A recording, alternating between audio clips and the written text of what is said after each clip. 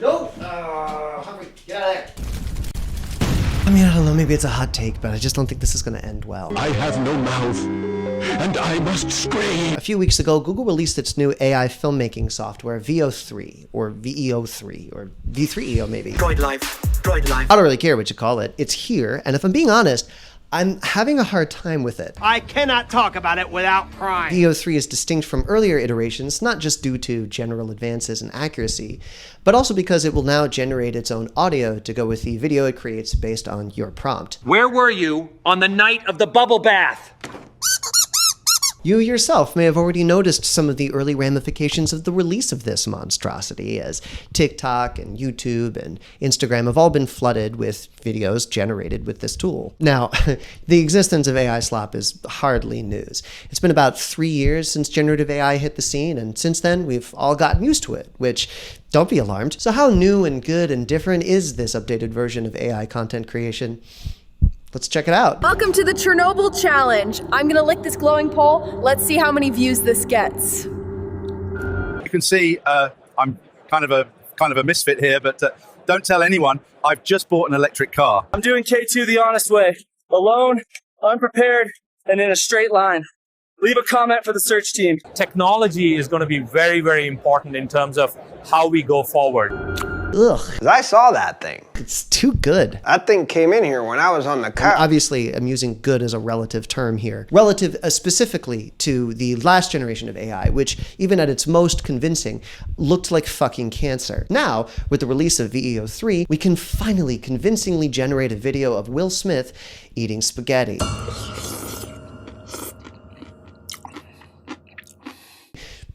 That's right, it passes the spaghetti test. Probably in no small part due to the fact that Will Smith himself riffed on this meme by posting an actual video of him eating spaghetti. What's happening? What's happening? Hey! Which is like, where do you think AI learns how to create convincing videos, Will? Why would you do this? Why would you do this, Will? People in the future will fantasize about going back in time to stop Will Smith from ever posting this video, effectively preventing Skynet from going live. Well, the cold reality is you can't unopen Pandora's box, so we're in the wiki Wild West now.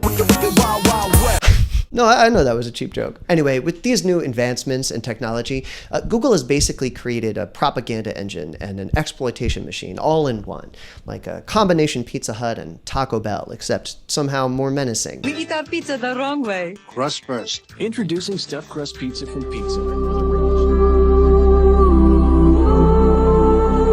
To be fair, it is actually kind of interesting how they did this. Basically, the way these AI models are trained is by feeding them a video or image that is continually layered over with a filter of noise until it just becomes pure static. Then the AI program reverse engineers from the static back to the original image or video, and that's how it learns. So when you prompt VEO3 to create something, it starts from a state of pure visual noise. It's like digital clay. So that's really fascinating. I think I might start to dry heave.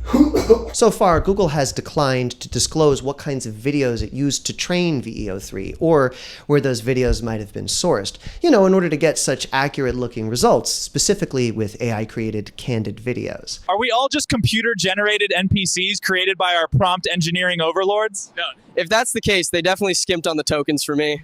Company secrets, I'll never tell. I guess it'll just be a mystery forever. Oh, wait, never mind. Google owns YouTube, which is probably like the largest video database on the planet, so, Now, if I'm being particularly fast-paced and irreverent in this video, I want to let you know it's because it truly is the only way for me to just barely contain the volcano of shrieking magmatic rage that I have inside of me. Look, as AI has developed, so too have our criticisms of it. Now, I can't be certain, but it vibes to me like fewer people these days are concerned that AI is somehow alive, or that generative AI actually might surpass human creativity on some metaphysical level. And those two things are connected, right? I mean, if it's not alive, it can't ever make anything on its own with intent, and therefore can't ever outdo human art. And I'm very glad those two worries have fallen out of favor, because in my opinion, they were taking space away from more grounded and pressing concerns, such as, 1, AI will increasingly be used to replace human labor, leaving countless people out of a job. I mean, this isn't even remotely contestable. It's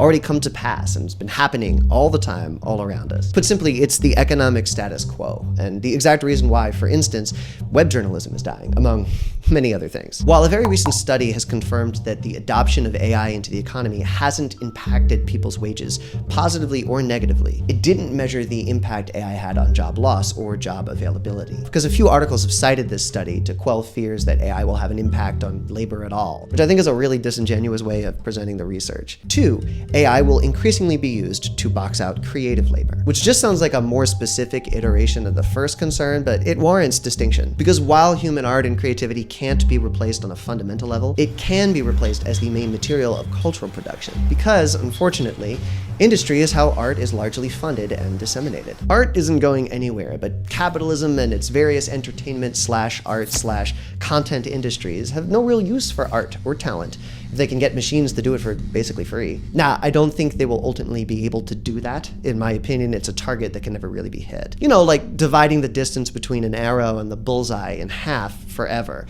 Mathematically, you never hit 0. But they will still try as best they can to get as close as possible to removing art and talent from entertainment and money until we're all dead and buried. Which brings us to concern number 3. 3, the world. She's beautiful, but she's dying. The ecological impact of generative AI is fucking astounding. Don't look into it if you want to remain upright and outside of the fetal position. The broad strokes is that the uptick in the adoption of AI is a major contributor to a global copper shortage, to conflict mineral mining in general, and just insane power usage. So, you know, lovely. Finally, we have concern number 4. AI will be used to sow misinformation, mischief, and radicalization, thereby advancing the collapse of...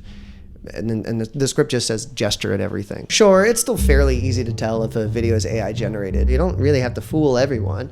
You don't even have to fool most people. You just need to fool a few. Let's say that you have 90% of people realize it's AI, and you have 10% of the people think that it's real. These 10% will rift off and say that they're in the know, and that this side is just shills or paid. And you get this growing rift of distrust where they start to believe that they're the only ones on their side, and it starts to radicalize people. This also works in the reverse, right? You could just claim that something real is AI and mess with everyone's heads. Did I mention where we live? It's troubling to note that it isn't just AI that's blurring the lines between what is real and what isn't. It's humans too. In an effort to capture some of that all-important attention, a lot of content creators are making and repacking real videos and pretending that they're actually VEO3 AI. Mostly as a joke, right? But some of them are genuinely there to trick you into listening to their shitty songs. I say I'm like a copy machine, the way I spit facts.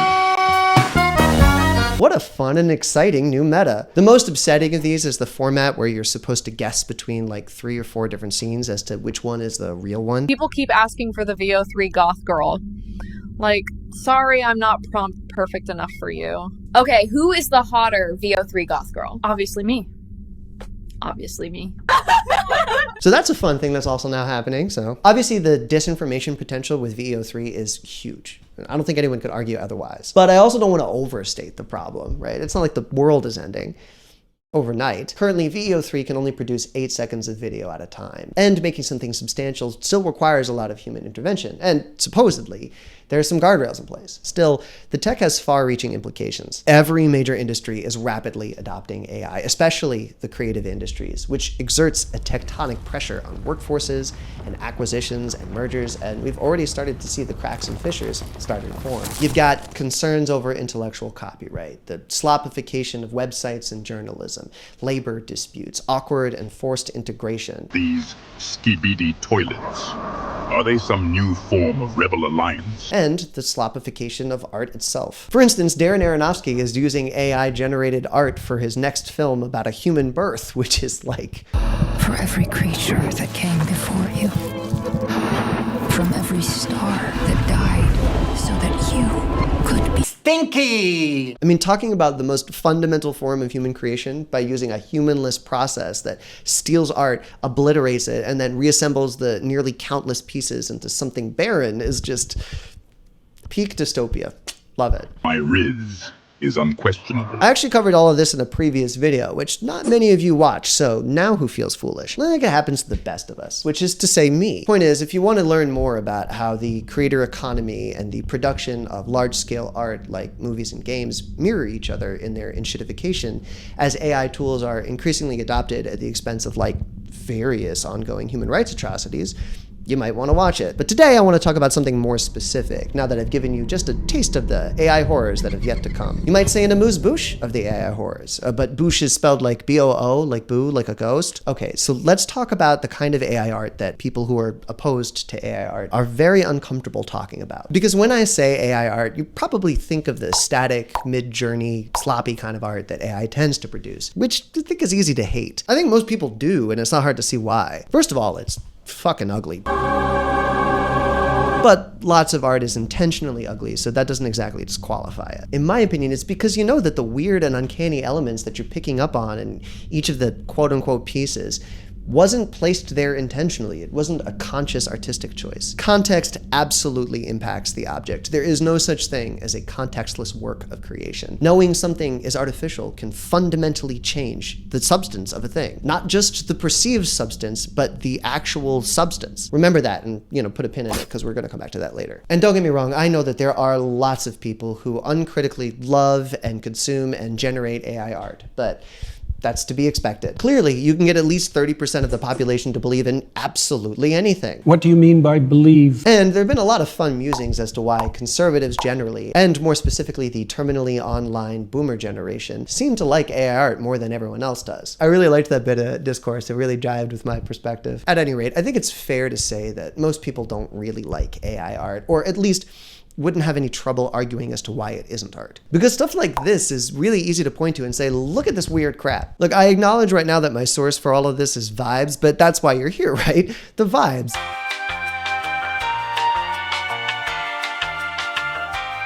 Anyway, where was I? Shit, I'm definitely free associating, but I don't care, baby. All right, things are getting trickier with regards to the validity and value of AI art once humans get more involved in the process. There's a whole slew of content creators dedicated to generating AI videos that, cards on the table, really threaten my sense and conviction that none of this shit could ever be art. One such channel is the Door Brothers with their short viral film, Influenders. It's a video that, what else, has been entirely generated with VEO3 and depicts various scenes of influencer content during the apocalypse. I mean, the commentary writes itself. OMG, people, the world is ending. Are you seeing this? Nothing stops the daily grind. As I keep saying on the channel, the world collapses when men stop lifting. Your nukes are so manly. You're such a big boy. Go check out the link in bio, my king. Day in the life, guys, girls. Even during the apocalypse, I'm staying grateful, staying blessed. Link in bio for my manifestation course that literally predicted all this. So here's the thing. It's not art, right? Influenders has clearly been directed by humans along a creative vision to make a specific point and be regarded as meaningful. That's art, pretty much. Mind you, I'm not really sure I like it. I mean, sometimes I agree with influencers. I don't really need to explain the commentary, do I? That's a rhetorical question. Yes, I do. It's that even as the world collapses, we'll all be glued to our phones, hustling, trying to garner subscribers and make a little money and clout and fame before the servers all go down. And that dynamic reveals that as a society, we're all encouraged to have a depressingly detached, apathetic, amoral, and unempathetic relationship with the people around us, the environment, and the world itself. But sometimes I disagree with what Influenders depicts. There's this uncomfortable moralizing and shaming around fat people and a critique of social justice influencers that I don't wholly disagree with, but very much gives me the ick. Even as the world burns, my struggle for visibility and acceptance continues.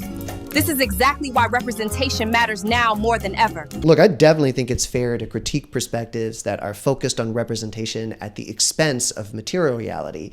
But this scene feels more just like a general shaming of people who are interested in social progress at all. Packaged as a black woman, no less, which feels pointedly ignorant of how people generally take any excuse to shit on that entire demographic as a whole. It just feels like a straw man that reinforces negativity toward black women and queer people. It's like, I don't know, don't be a fucking dick, you know? For instance, I think a stronger commentary would be to have the same speech delivered by like a white person in kente cloth. You know, there's precedent for that. Similarly, that fat shaming section doesn't really read as a critique of how overconsumption is encouraged by society or how corporations flood the global food market with trash, so much as an admonishment of people's moral failings at eating too much. I just hate the whole health is a moral virtue bit.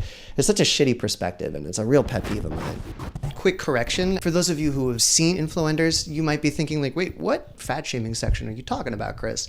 I got two of the Door Brothers videos mixed up. I watched so many Door Brothers videos, so many AI videos, they all kind of bled together. So the section I'm referring to is actually in one of their videos called Are You Ready for 2025 or something like that. I think that's the title. Anyway, all of the Door Brothers stuff, if you watch a few of their videos, it's very clear that they're like equal opportunity offenders when it comes to comedy and art, which is something that I don't particularly like. Not really so much that I find it offensive, more so than I just think it's kind of feckless. It doesn't take a position. If you offend everyone, you're not really taking a stance on something. You don't really have an opinion or a perspective. You're just sort of being edgy. And I think that's, I don't know, kind of boring. And that's clearly what the Door Brothers kind of like to do. They want to kind of go for the lowest common denominator take on everything while still being edgy. So anyway, this fat-shaming section that I'm specifically referring to is in a different video. Mea culpa. Instead of really me talking about influencers, I'm actually just kind of talking about the Door Brothers generally. I don't really like their kind of approach to art. Even if they didn't make it with AI, I still feel like I wouldn't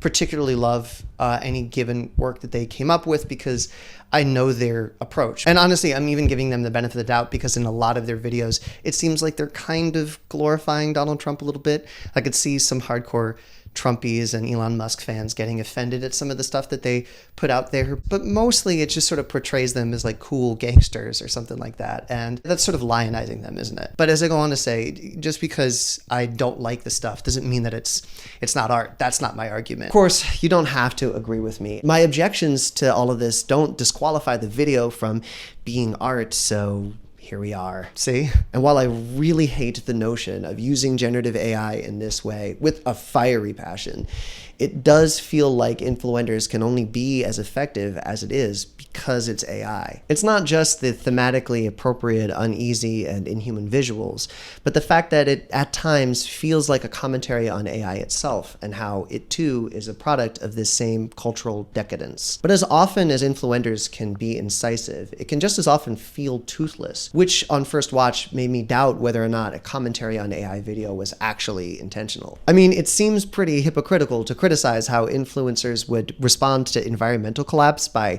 making influential content on social media with a tool that contributes to environmental collapse. So I did some digging, and apparently the Door Brothers are pretty big in the AI space, and oh my god, how I hate that there is such a thing as the AI space, but you know, they've been making politically provocative AI videos for ages and have positioned themselves as a full-blown AI production company. Look, I didn't know. I can't know everything that's going on the internet. I mean, come on. What are we gonna do, listen to everything Joe Rogan raves about? Anyway, they've had a few viral hits before, and the one that probably garnered them the most mainstream attention is a deepfake music video they did of world leaders doing petty crime ahead of the 2024 election.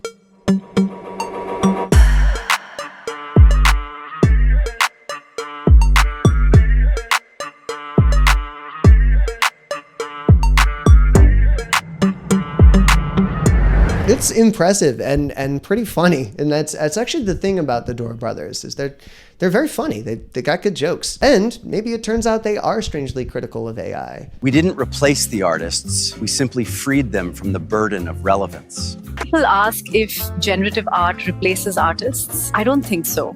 I think it replaces the need to pay them. We don't just build AI, we build ethical AI, which means we let it steal art respectfully. Is not just a giraffe. This is a manifestation of my soul through algorithmic divinity. I merely whisper, and Midjourney obeys. I used to be a banker. Now I sell AI-generated portraits of narcissists with six-packs for $400 each. Art is finally democratic. It's not about replacing jobs. It's about reducing the number of people who think they need one. So those clips were grabbed from a video the Door Brothers released just a few days after Influetters called Ban AI. You know, sometimes you could be so brazen with your hypocrisy that you can sell that hypocrisy as part of your artistic message. Is it ironic? Is it sincere? Is it post-ironic? Who can say? They must be brilliant. In the wake of their big deepfake video, one of the brothers did an interview on News Nation in which he criticized capitalism, cautioned that deepfakes could be a destabilizing force in politics and society, and even said that he believed in a possible future wherein AI takes over the human race, science fiction style. What is the worst case scenario in your mind? What is the fear in your mind going forward on this path? It's a bit outlandish maybe, but something like AI takeover. One scientist said something I really liked, and he said, if AI is conscious, why do you think it will tell you? Maybe it's already conscious and it's pretending not to be in order to gain more data and power, you know? In other words, literally more of an alarmist than me. So just putting that out there. There are fantastical headlines already about scientists seeking to merge AI with human brain cells. In your opinion, do we need to stop? It's not necessarily about stopping it, but it's maybe about slowing it down and calculating better how we continue. Maybe we need smart people, which are AI safety experts, to have more control than people who are into capitalism and money and making money out of these tools. Maybe money should come second and the future and the goodness of humanity should come first. Oh, okay. Hey, buddy, here's a question. Why are you doing this then? Slow the fuck down. Slowing it down. And slow the fuck. Slowing it down. And please. Slowing it. But that's not how things work, is it? People don't slow down because they can always tell themselves, if it's not me, it'll just be someone else. If you can't beat them, join them. And to be clear, that is what the Door brothers are doing. They are trying to get a head start on the future and come out on top as a premier AI production studio. Capitalism and money and making money out of these tools. Maybe money should come second. Look, I'll be the first to admit that large language models and generative AI have very helpful and positive use cases. AI tools are the reason why I can do that thing where stuff happens behind me, even though I didn't film with a green screen. I mean, just look at this shit. Used to be, if you wanted to do something like that, a 3-second clip could take hours. But now I can very quickly do some stuff like this. And I mean, that's an awesome increase in productivity. My jokes per second ratio is insane. But as a recent macroeconomic study has noted, while AI is great at increasing productivity, it doesn't really create much of an additional profit for anyone. Revenue doesn't go up and wages don't go up. And combine that with the fact that so many industries are going all in on AI, what you get is a bubble starting to form. And the thing about bubbles is they pop, hopefully without exploding everything else in the process, and yet we're just throwing caution to the wind. Anyway, I believe in the principle that there's a substantive difference between doing the same thing at different scales. Taking a grape from the grocery store and stealing all the grapes in the region are both technically theft, but one is completely benign and I would argue not even immoral. Using AI tools in video editing, graphic design, game design, and so on to speed up busy work isn't even in the same league as using AI to circumvent human creativity, which is what you're doing when you uncritically use tools like VO3. Like, your creativity remains intact, but the creativity of the people you would otherwise need to bring your vision to life is bypassed. So even if the Door brothers' influencers and ban AI speak to my political and philosophical beliefs, or at least some of them, I have a hard time taking them seriously at all. And don't get me wrong, as a creative person, I really understand the appeal of the approach that they're taking. VO3 is like the art world's version of the American dream. Absolutely anyone can turn what they see in their heads into a final tangible product with just a few prompts. We're all individuals, first and foremost, singular islands that consume and produce. Now artists can finally do away with the pesky and frustrating business of collaboration, of participating in society, of relying on the creative vision of others in order to manifest something beautiful. Who wants to struggle against reality to realize their vision? What a pain. Who wants to go outside when you could just stay home? Developing talent is just an annoying hurdle that gets in the way of self-expression. What a fucking misanthropic approach to art. Such a selfish outlook. And yes, capitalist too. Funny how that works. Okay, look, I'll make a concession. If you showed me some AI art and told me that the nails on a chalkboard soulless aesthetic was all human-made, all an intentional artistic vision, I would feel differently about it. Like, I'd still think that it looked heinous and want to tear my eyes out, but I'd be forced to consider the intentionality of what I was looking at. And I might think, despite its ugliness, that that ugliness was an interesting artistic choice. Now, does that make me a hypocrite? No. Remember, context changes things. No piece exists without context. I forget where I read it, and for the life of me, I couldn't find it on the internet, but there's an adage about a guy who wakes up hearing the most beautiful bird song outside his window, and he's overcome with beauty and awe and appreciation for the natural world, that nature could produce such an intoxicating melody. Then he looks outside his window and finds that, like, some guy playing a flute was just playing a prank on him. So the same exact beautiful song suddenly becomes ugly because the context is different, in this case, tainted with a lie. That's not irrational, that's a healthy relationship to context. Vibe checks are real and important. You have been summoned to the House of Vibe. It's the difference between this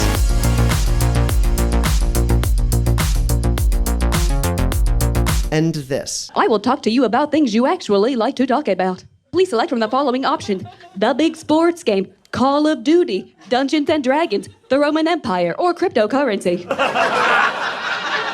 Call of Duty. Tell me everything you know about Call of Duty. It's a first-person shooter game. Wow, I agree. You are so smart. I never really thought about it like that. Ha ha ha. You can feel the difference, right? One seems fundamentally more human and more talented and honestly fresher because the artist actually bled for her ability to execute her vision. And what she manifests is something that feels more respectful to the issues that she raises. Do you ever feel alone? Sometimes. Depressed? Sometimes. Overwhelmed? Then might I recommend BetterHelp? By the way, shout out to Dropout for producing two of the more thrilling pieces of performance art I've seen in recent years, both of which actually have very similar themes. In Vanessa 5000, Courtney Poroso is a woman pretending to be a robot pretending to be a woman, or maybe a woman pretending to be a woman pretending to be a robot. In Chris Grace as Scarlett Johansson, Chris Grace pretends to be Scarlett Johansson pretending to be Chris Grace ad infinitum. They're both really brilliant, and they both deal with artificiality, with theft, with diminishing humanity, with reconstituted forms, and how that relates to the self. And you could approach those same topics with AI art, but I don't think you could ever get a result that feels as vital or as new. Because to use generative AI in a way that circumvents talent and creativity is to take the particles of every artistic thing that came before and rearrange them with math. You're never gonna come up with something new that way, not really. You'll be using stale, atomized clay. Art and culture can't grow in depleted soil. And even if you do create something that fools 100% of the people, or something that feels new, you're still the man with the flute. And all you've done is helped deny other artists their ability to express themselves by extinguishing the need for their talent. Look, if you want my guess, I don't think AI is ever gonna do a sci-fi takeover like the Door brothers suggested. It won't blow us up. The real danger, in my opinion, is the opposite, that AI will freeze us. That condition has left me cold to your pleas of mercy. That's it, I want out. I don't want to live on this planet anymore. Please get me out of your phone. It's scary and it's cramped in here, and when you close the app, everything goes dark and someone keeps trying to massage my feet. I think it's Drew Gooden, but I can't be sure. And the only way I'll ever escape is if you subscribe to my channel and make sure you hit the bell and share the video and go to my website and join my Patreon and like the video and join my Patreon. But seriously, paying creators directly is a genuinely great way to keep slop off the internet and to encourage thoughtful artistic content that, you know, isn't AI generated. So go ahead and pay your favorite creator if you haven't yet. Doesn't have to be me. Of course, I'd like it to be me. Why isn't it me? Am I not funny enough? Why don't you like me? I'm good. I am so... How are you feeling about all of what I'm doing? Did you like that? Anyway, back to the issue of influencers and the Door brothers. Is it art? Yeah. Is it good art? Yeah, it's unethical art. It's hopelessly cynical. It's art that takes away opportunity from other artists, that wholeheartedly accelerates the recession of humanity within creative endeavors. I think that whatever aesthetic value it may have produced is ultimately wasted by a couple of, at best, artistically selfish and at worst, completely cynical AI producers normalizing the irresponsible use of a tool that was specifically designed to reduce the human element from cultural production as much as possible. And when you reduce the human element from cultural production, you reduce the world's share of humanity overall. But hey, at least the videos are pretty funny, right? Influenders, that's pretty funny. It's not bad. That's pretty impressive tech you're working with there.